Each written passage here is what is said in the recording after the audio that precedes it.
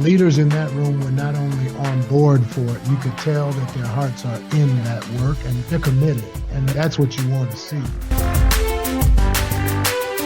Welcome, everyone, to the Driving Vision podcast brought to you by the Zeigler Auto Group. And here with me, Auto Group Director of Talent Development, Mike Van Ryn. Welcome, Mike. Hey, thanks, Sam. Be sure to subscribe to the podcast, like it if you do, and leave a comment. Hey, everybody. Welcome to the special edition of the Future of Zag Today Driving Vision podcast. Today with us is a familiar face to the Zeigler Auto Group, Tim Terrentine. Welcome, Tim. It's good to be here. Thanks for having me. It's awesome to have you here. It's exciting to be in the Zeigler studios. What do you think of this new place? Now, this is rocking. Isn't it pretty cool? Next level here now. You should come check it out. It even makes guys like us look good. That's right. That's right. The wonders. All we need now, Tim, is we need a live studio audience and we could put on a sitcom. I don't know if you want to do that. We don't want to do that. And of course, welcome back, Mike Van Ryn, Director of Talent Development here at the Zeigler Auto Group. Thank you, Sam. So you guys have been involved today at Zeigler at Motorsports in some classes. Tell us a little bit about what you've been up to, Mike. Yeah, I'm so excited to have Tim back, investing time with our teams. And we hit the topic, Sam, today of driving connections. So really developing those connections across the group and team building workshop. So we got some good nuggets, a lot of takeaways that we're going to be able to learn today, Tim, and excited to share with our listeners across the group. When you think about connection, what's the single biggest takeaway from today? You spent time at Motorsports. Some of the people that are here, Team Zeigler, and how we're committed to connection. It's one of our core values implemented indirectly into the pride statement. What's your biggest takeaway today, Tim? We spend over a third of our life at work. Oh, gosh, that's true. Just think about that for a minute and how sobering that is. Yeah. That's the time we spend. And yet, when we talk about team, these are the humans we spend over a third of our life with. And so many of us, it's a drag. Yeah. And so the truth is, we're better human beings when we're in better teams. A third of our life is spent there. Why can't we be in a place where everybody can bring their talent and everybody can win together? We're better human beings. We are. When we're in teams. Now, you talk about there can be a better way. Paint the problem for us. How does it show up poorly when we're not good teammates and we're not connected? What are the problems with that? Four numbers. 2021, 40 million people left the workforce. Wow. Yeah. And they didn't leave jobs and responsibilities. They left a feeling. It left a feeling. Yeah. And it was a feeling of disconnection between what I know feeds me and what I'm getting. And so when you talk about what's going to drive excellence for this next generation of economy, it's going to be the people who can create connection in a world that is so blown up. There's some challenges when it relates to that. And so the problem is huge, but leaders who can create that mortar is what I talked about this morning, between the bricks, so that when the wind blows, and it will, the wall won't, got things that hold us together and let us do what we're designed to be great at doing. Mike, if I feel disconnected, and there are moments I do, what's the first step I can take as a team member, teammate, or as a leader to help us become more connected? One of the things I loved, Tim read this quote today, and he said, people are an appreciating asset, right? So we really got to invest in our people and in our teams, and great leaders do that. And we talked today about resiliency as well, Sam. And there are sources out there, Tim, that you can talk to us about resiliency. How do we become more resilient? And we can use our team members for that. Yeah, two things. Number one, resiliency. Mike, we usually think about resilience. I was taught resilience was somehow this superpower you have to make it through tough things. Yeah. Your ability to persevere and drag through. Come on back. Power through. And so in my mind, resilience was about strength. And if you weren't strong, you can't be resilient. But what I found studying about resilience in teams, it's really about speed. And it's about the speed you can move from despair to hope. How quickly can you get there is the evidence of your resilience. Interesting. Right. And so the idea is you want to build teams who can move from despair to hope quickly. How do you do that quickly? Well, that work happens ahead of time. So in this session, we talked about lots of different activities and ways you can set that up for your team to practice that speed. Yeah. And we'll talk about those activities in a second. But Mike asked also about then how do you become that as a manager, as a leader? You got to build your own team of resilience. Yeah. And what the research says is you got to have somebody on your team you can go to for hope, Yeah. for humor, for dealing with politics, and that there's all these things we need that help leaders stay relevant and resilient in times of trouble so that we can create that environment for others. And so I need somebody on my team who's for all these different, I think there's 8 different resources or places we need help in being resilient. Things like dealing with politics, dealing with work. What happens when an avalanche of responsibilities show up on Wednesday afternoon, and you're totally burnt out? Yeah. You need somebody you can count on who will step right into that moment, help you stay in the flow, and still help the team get things done. And so there's these sources of resilience, but it's not money and time. It's what people bring on the team. So do you recommend that as a leader, you identify who those people are who yes. have strengths in those particular areas, and then you have some sort of an emergency plan that specifically states, when this happens, this is how I go to this person? Is that what you're talking about? Do you remember that old exercise they used to tell leaders to do about a personal board of directors? Yes. Oh, yeah. We did. We actually talk a lot about it. We talk about that. Yeah. This is that idea, but this one is for your soul, not for your career. Ooh. This one is for how do I stay the best person and leader I want to be when it is storming, when the things I can't control are overtaking me. How do I still show up my best me? I got to have somebody who can help me with humor. Somebody can help me with purpose. Somebody can help me think about the vision and remind me of that. All of those things matter. And I need each of those people to be identified. Board of directors for your soul. For your soul. S-O-U-L. S-O-U-L. A little bit of music in there. Makes you want to say. I love it. Right? You expect it from Tim. Think about all the leaders parked on the side of the road in their own career. Yeah. Because they're overwhelmed and they feel like they're by themselves. Yeah. You can get ahead of that. Yeah.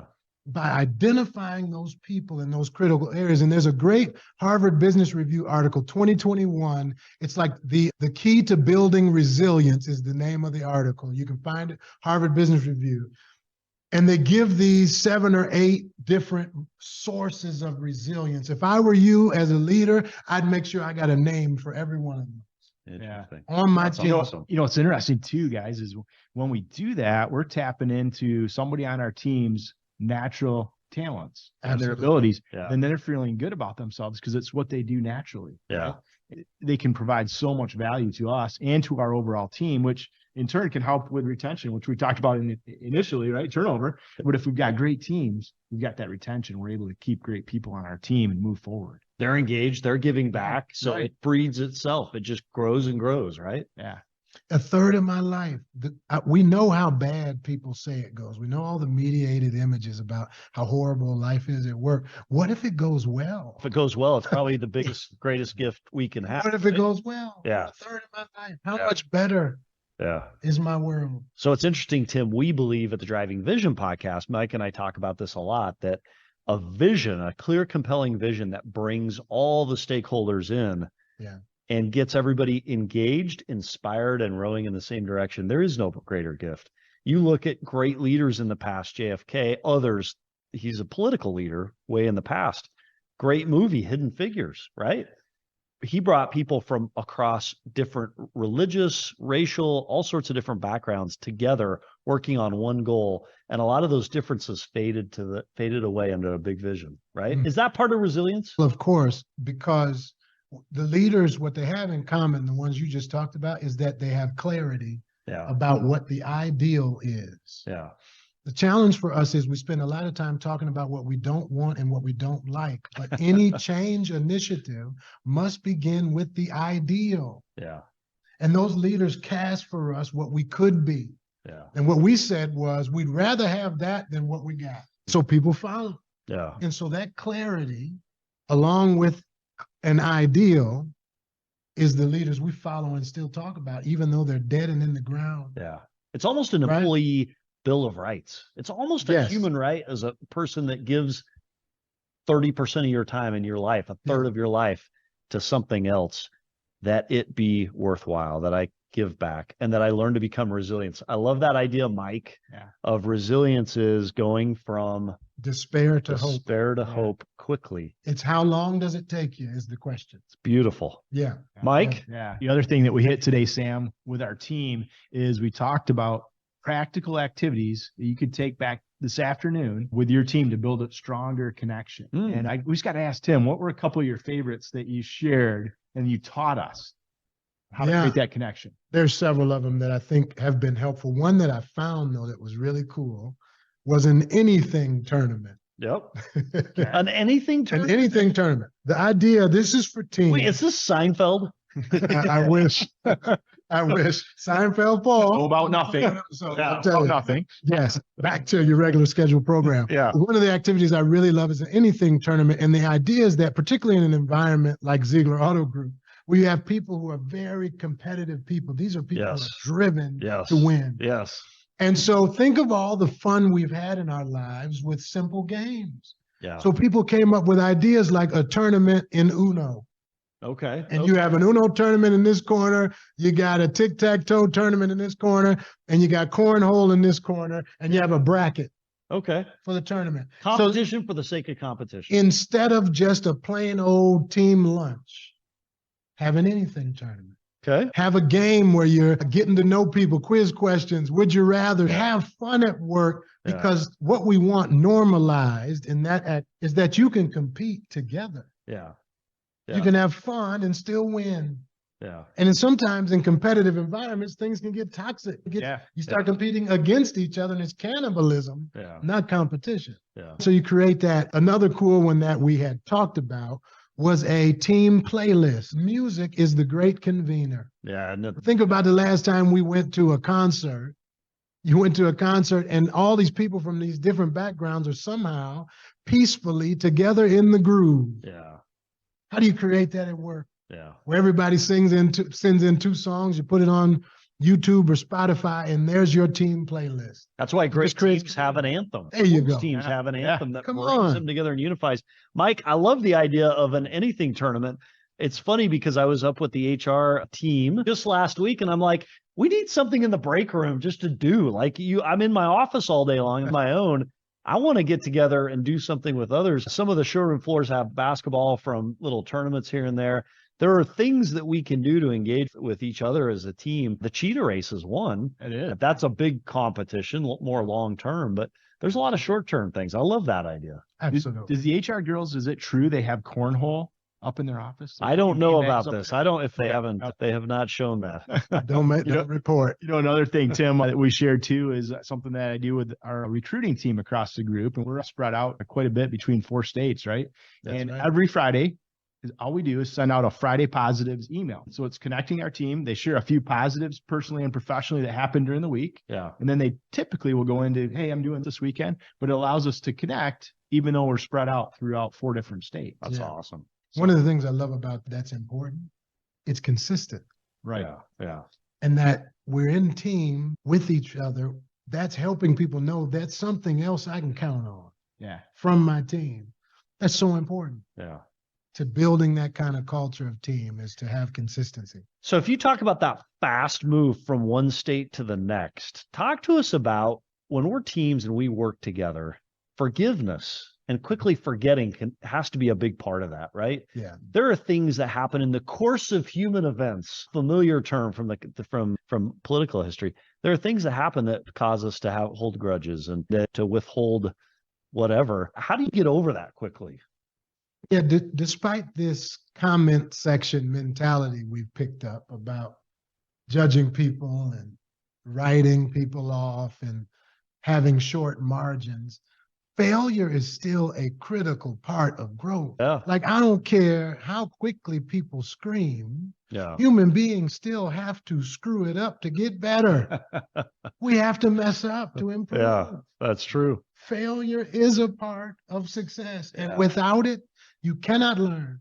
And so I think the best advice I can give to leaders and managers and teams is to make room for failure, to make it okay. Leaders, talk about times you failed and what you learned, how you got up from it. How do you define failure though, Tim? Any way you want, where you went out to get something done and you fell short. Yeah. Or Interpersonal, business goal related, whatever it is. Sure. Ability to meet a customer where they are and truly give them a great experience.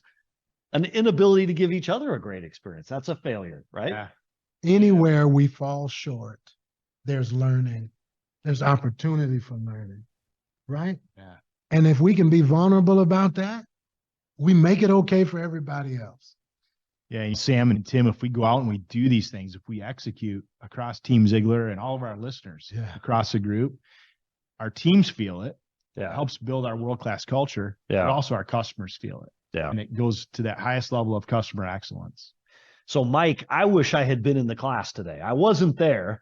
If I didn't make this class at Motorsports, are there other opportunities to get involved going forward? Will Tim be traveling with that message? Tim is a traveling man, so to speak. I think that's his nickname. So we've been very fortunate to have Tim invest times with our teams throughout the group. And we have Tim coming in every other month for leadership development throughout Team Zeigler. So it's been great.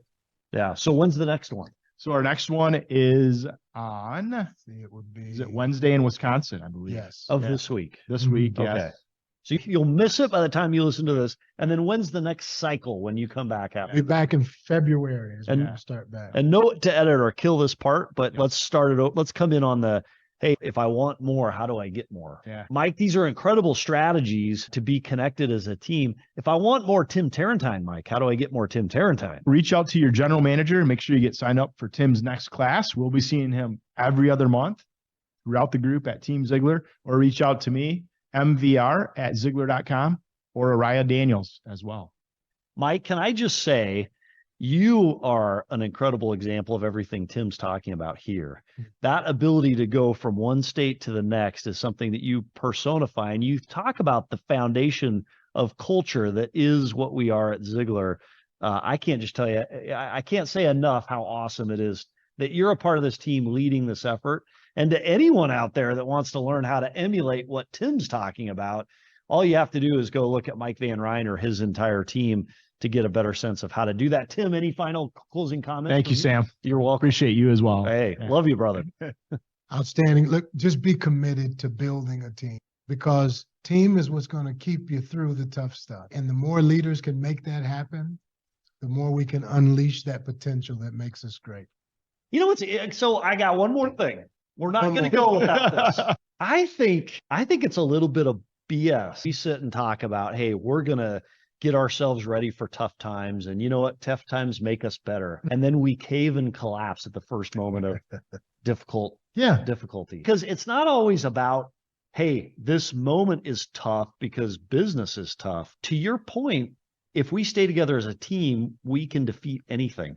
If we crumble as a team with finger pointing or blame, we crumble and we're unable to face that adversity. What is the difference between facing adversity as a team and facing adversity individually and crumbling individually? Do you have anything to say on that? Again, go back to the mortar and example. You put a bunch of bricks together without some mortar. Yeah.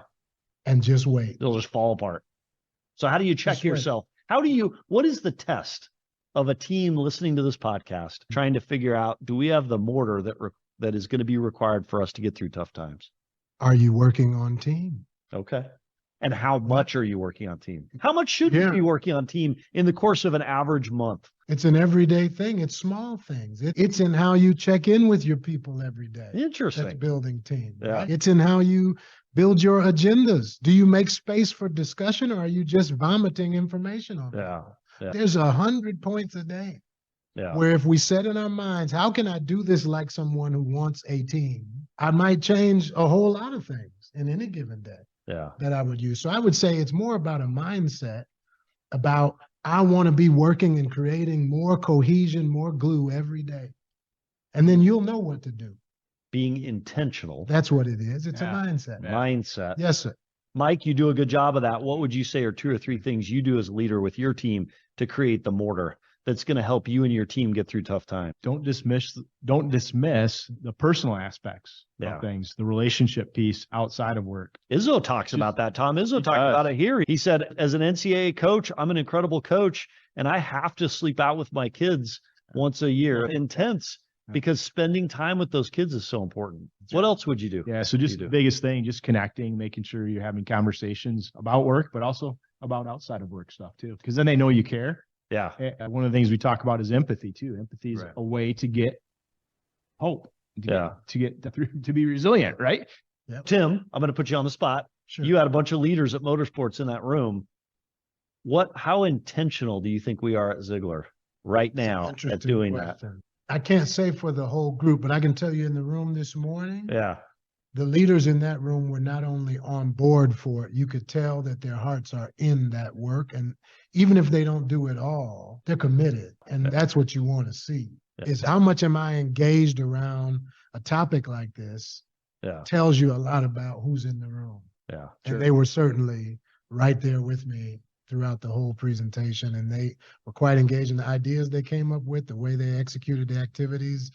You can tell this ain't new to a lot of folks at Zeigler. Mike, don't you think it'd be great for the future sessions, Tim, as you come back and you talk about this with our teams? Because this will be the topic next month or next go around, right, Mike? This continues to be the topic for a while. We vary topics every other month. This is the topic we're really focusing on for December. How important is this? But we also, every session though, we're talking about our mission, our vision, our values, right? And it all ties in with what we do day in and day out. I'm a mortar man. You're the mortar man. Right. Build mortar. Exactly. If you're not creating glue, what you doing? We should have brought our trowels in. All right, Mike, last word. Well, Tim, we want to recognize you. We want to thank you for your heart for people and also investing times with our teams. You're a huge part of Team Zeigler, and we appreciate everything that you do. Thanks, Sam. Thank you, Mike. Appreciate you, Tim.